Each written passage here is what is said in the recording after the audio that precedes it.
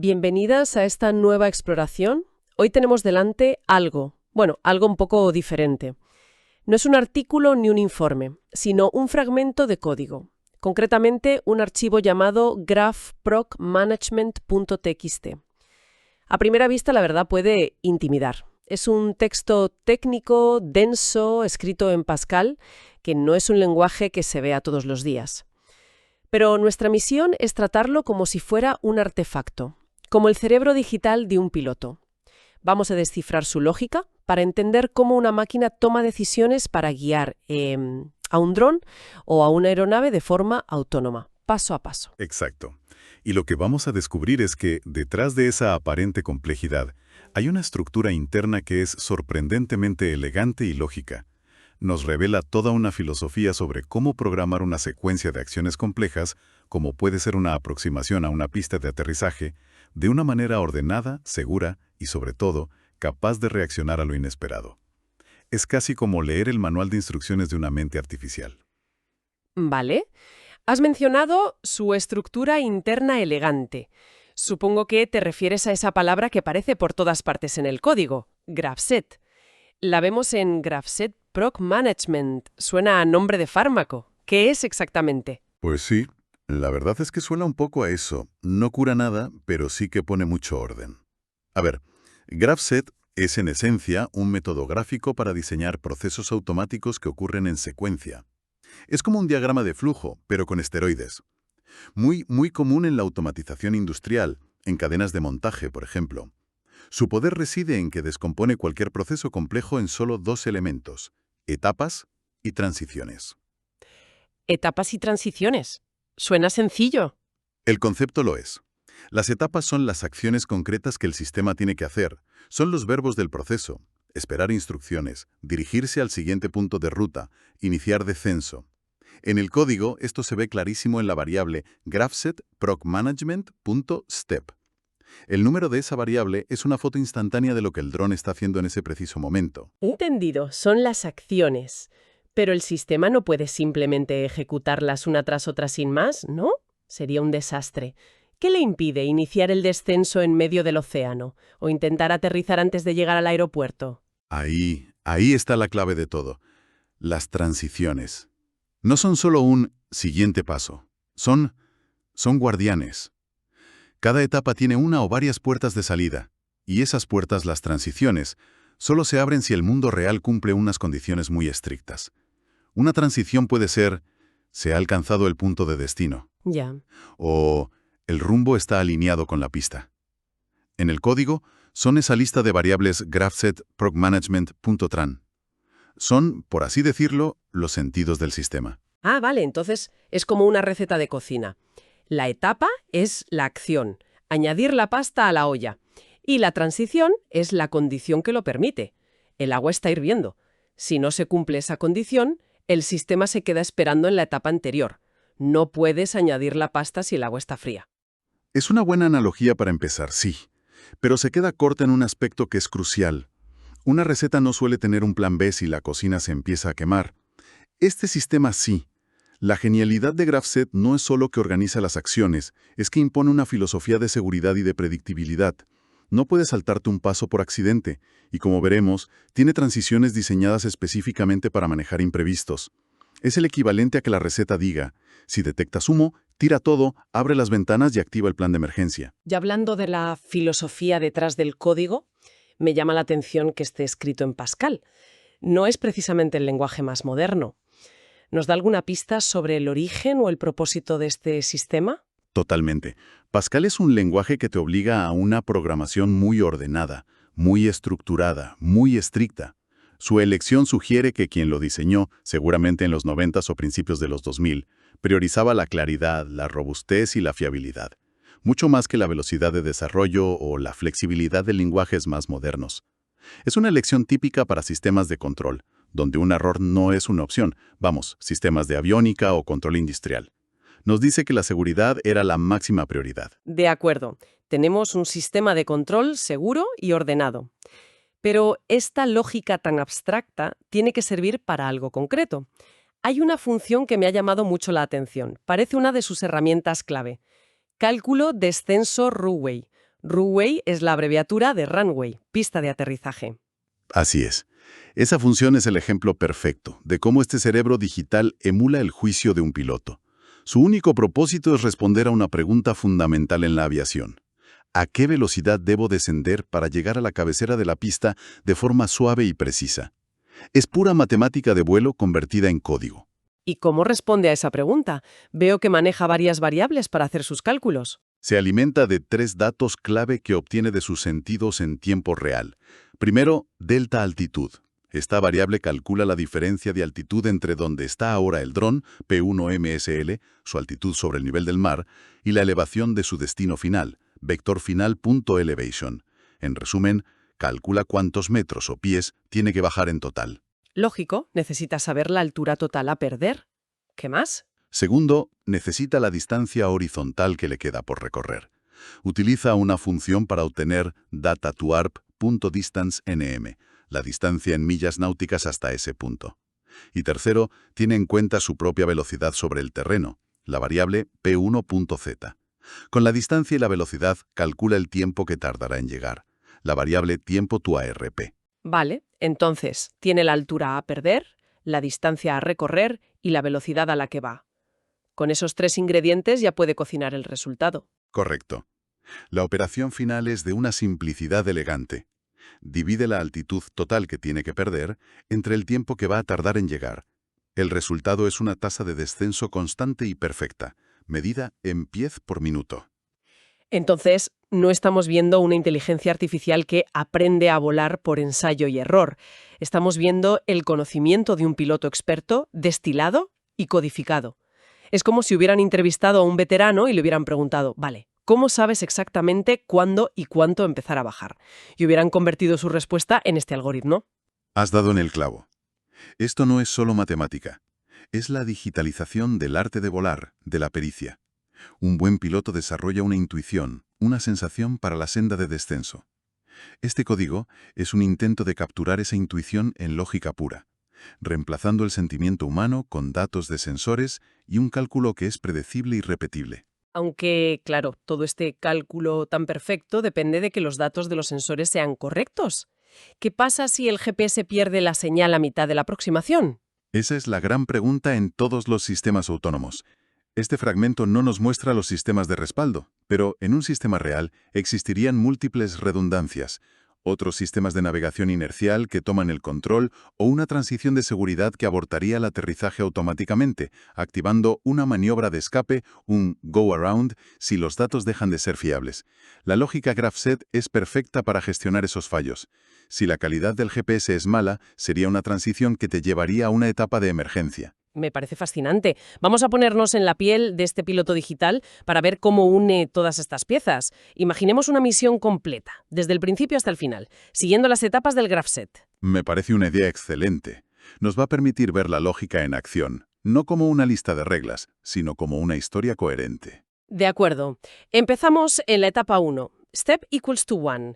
El código aquí es muy claro. Pone el contador de puntos de ruta a 0, n equals to 0, y desactiva el modo de espera, hold equals to false. Para mí esto es el dron en la cabecera de la pista, con los motores en marcha, esperando la autorización para despegar. Es el estado de listo y a la espera. Exacto. Es un punto de reinicio seguro. Después de cada misión, o si se cancela una maniobra, el sistema vuelve aquí. Es su estado fundamental de calma y preparación. Ahora recibe la orden de iniciar la ruta. Se cumple una transición, la TRAN 2, y el sistema pasa a las etapas 2 y 3 que lo guían en el ascenso y la navegación hacia el primer punto.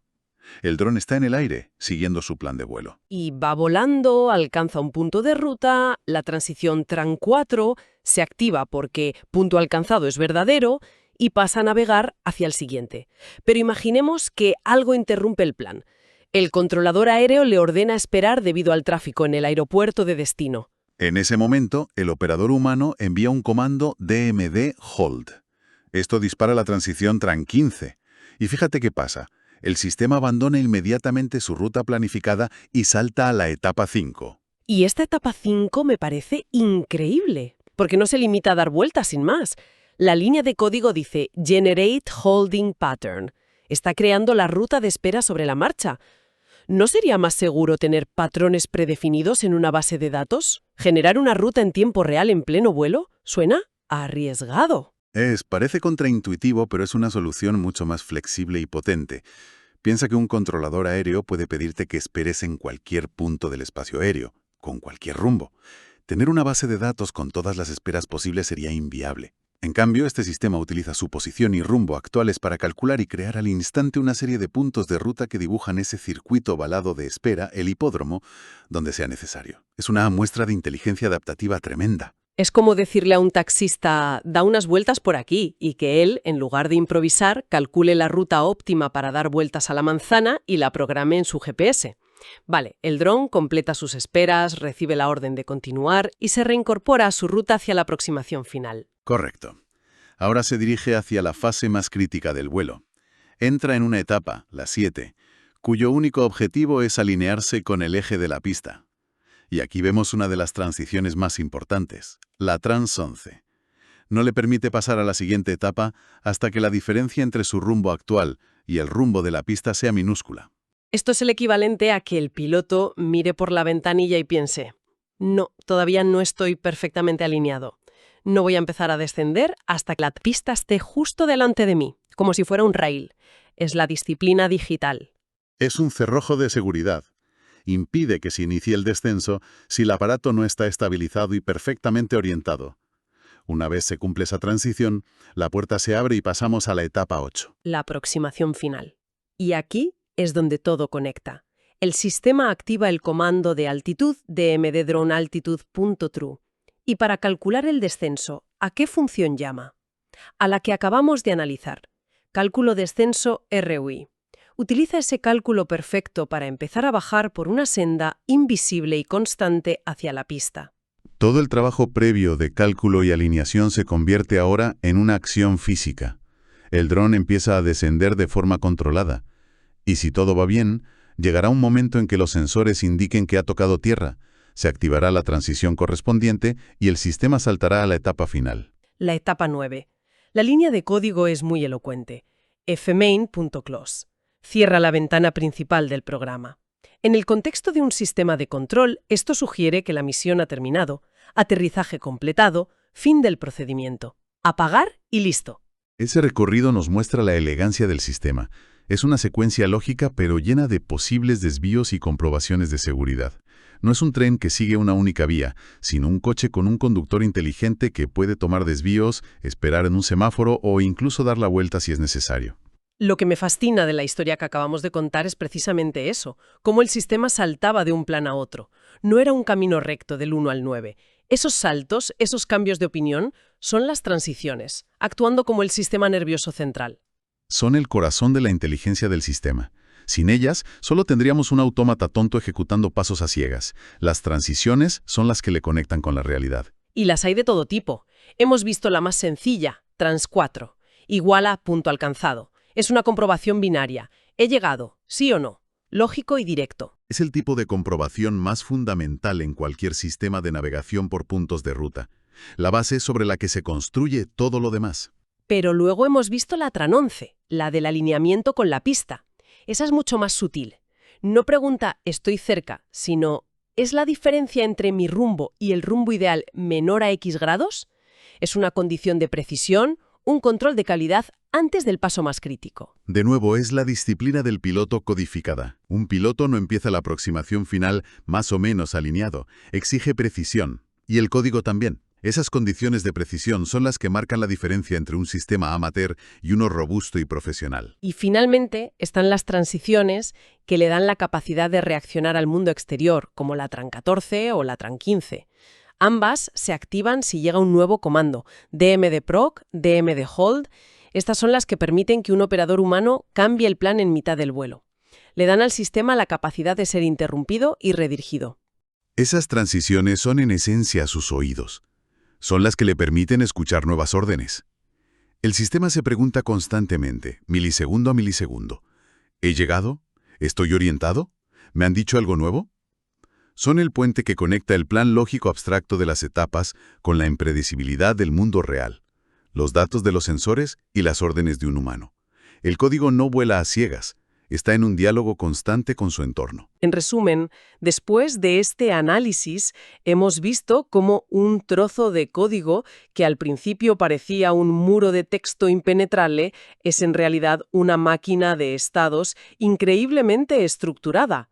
Es un sistema que emula el proceso de toma de decisiones de un piloto. Sigue un plan de vuelo, calcula descensos perfectos, genera patrones de espera sobre la marcha si es necesario y, lo más importante, reacciona a imprevistos y a condiciones cambiantes en tiempo real. Y el punto de reflexión es cómo el software puede encapsular procedimientos tan complejos como una aproximación instrumental en un sistema automatizado y fiable. Esta lógica de etapas y transiciones no es exclusiva de la aviación. Es la misma que está en el corazón de un brazo robótico en una fábrica que no puede soldar la siguiente pieza, etapa, hasta que un sensor le confirma que está en la posición correcta, transición. O incluso en la interfaz de un teléfono, que espera a que toques la pantalla, transición, para abrir la aplicación, etapa. Y para terminar, una idea que me ha dejado pensando. El código menciona explícitamente una variable llamada DMD Drone TGVFR. Como mencionamos de pasada, es muy probable que se refiera a una maniobra de touch and go, en la que un avión aterriza e inmediatamente vuelve a despegar sin detenerse. Esto sugiere que el sistema no está diseñado solo para llevar un paquete del punto A al B y aterrizar. Es casi como si el dron estuviera entrenando, practicando aterrizajes. Esa es una pregunta muy interesante, que el código nos deja abierta. ¿Qué tipo de sistema autónomo necesitaría practicar aterrizajes una y otra vez, de forma completamente automática? Podría ser un sistema de entrenamiento para otros sistemas de inteligencia artificial que aprende a base de repeticiones. O, y esto es más intrigante, podría ser para una misión que requiere un contacto breve y repetido con el suelo. ¿Cómo cuál? Imagina un dron de investigación científica que necesita tomar muestras de suelo en 10 puntos distintos de una zona contaminada, o un dron militar para un tipo de reconocimiento muy específico. La maniobra más eficiente no sería aterrizar, apagar, tomar la muestra, encender y despegar 10 veces. Sería tocar, desplegar un sensor o un brazo y volver al aire en segundos. El código no solo nos dice cómo vuela el dron, sino que esa pequeña línea DMD Drone TGVFR nos da una pista sobre su posible propósito secreto.